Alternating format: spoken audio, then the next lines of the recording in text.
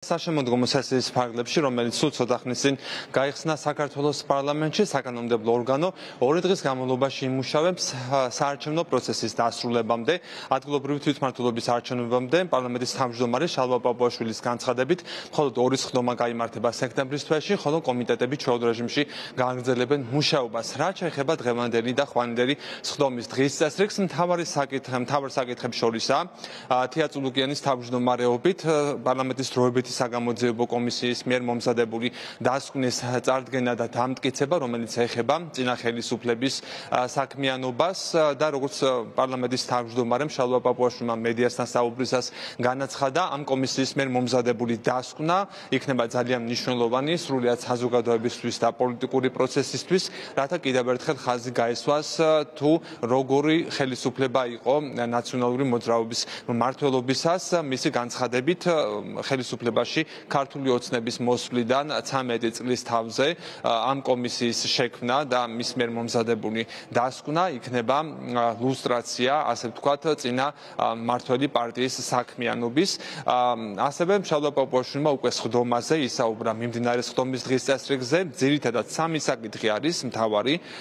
ეს საკითხები არის დროებითი საგამოძიებო კომისიის დასკვნის მოსმენა და დამტკიცება, ასევე პარტია გახარია საქართველოსთვის 12 დეპუტატი ადგილმონაცვლეთა უფლებამოსილების ცნობა და სახელმწიფო უსაფრთხოების სამსახურის ძველი უფროსის ანრი ოხანაშვილის, ასე ვთქვათ, გათავისუფლების დამტკიცება თანამდებობიდან და ახალი თავმჯდომარისთვის, ახალი ხელმძღვანელისთვის მხარის დაჭერა საკანონმდებლო დონეზე. ახლა საქართველოს პარლამენტში ემზადებიან იმისათვის, რომ მოусმინონ თია წულუკიანს, რომელიც დეპუტატებს გააცნობს იმ დასკვნის მოკლეში, რომელიც მისმა კომისიამ 5 თვიანი საქმიანობის განმავლობაში მოამზადა. ჩვენ შეგვიძლია მოვისმინოთ პარლამენტის თავმჯდომარის განცხადება.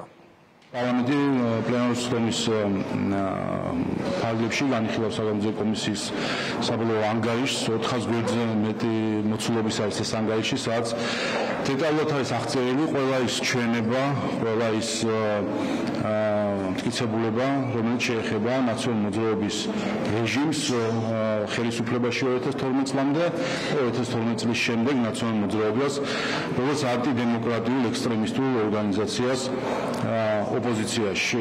ჩვენ ამ თვეების განმავლობაში ვისმინდით და ვიხსენებდით ის, ვინც მომსწრევართ იმ რეჟიმისა, რომელიც დამყარებული ჰქონდა გარე დახმარებით ნაციონალურ მოძრაობას საქართველოში, ვისმინდით ყველა იმ ტკივილს, ყველა იმ დანაშაულს, რომელსაც ჩადიოდა ეს რეჟიმი, ყველა ადამიანმა, ყველა თავებმა მიცოდნენ, თუ ესე თვალსა და ხელს შუა, როგორ დაგვიმყარეს გარედან დიქტატურა საქართველოში და რომელსაც ზოგიერთი ჯერ კიდევ ასე ვთქვათ ხელსართმევს და მოდერნიზატორებსაც კი ეძახიან და ამ მხრივაც მნიშვნელოვანია ეს დასკვნა. საშემოდგომო სესიის პირველი სხდომა ტრადიციულად საქართველოს სახელმწიფო ჰიმნის ფონზე გაიხსნა. შემდგომ 4 დეპუტატმა, ქართული ოცნების 4 დეპუტატმა გააკეთა განცხადება და მათი საუბრის ძირითადი თემა საქართველოს და ჩვენი ქვეყნის ევროინტეგრაცია იყო და მათი საუბრეს უვიზოდ მიმოსვლის სავარაუდო შეჩერებასთან დაკავშირებით. ქართული ოცნების დეპუტატები ფიქრობენ, რომ ევროკავშირმა ეს გადაწყვეტილება არ უნდა მიიღოს, რადგან ქართული ოცნების ხელისუფლებამ ყველაფერი გააკეთა იმისათვის, რათა საქართველოს ევროპული მომავალი დამდგარიყო. რაც შეეხება ახლა მიმდინარე პროცესს, უკვე კენჭი უყარეს გახარია საქართველოსთვის პარტიის 12 დეპუტატის უფლებამონაცვლეთა დამტკიცებას და გუშინ ასევე ცნობილი გახდა პარტიის თავმჯდომარის გიორგი გახარიას განცხადებას, რომ პარლამენტში არ შესვლა იყო შეცდომა და პარტიის წევრები არ გამორიცხავენ, ყოველ შემთხვევაში კატეგორიულ ვარს არ ამბობენ, რომ შესაძლოა ამ ჯერზე ახალმა დეპუტატებმა დაიკავონ თავიანთი ადგილები პარლამენტში. ხოლო ახლა ცოტა ხანში დაიწყება სხდომის მეორე ნაწილი, სადაც უკვე თია წულუკიანი წარმოადგენს დეპუტატებს მის მიერ მომზადებულ დასკვნას.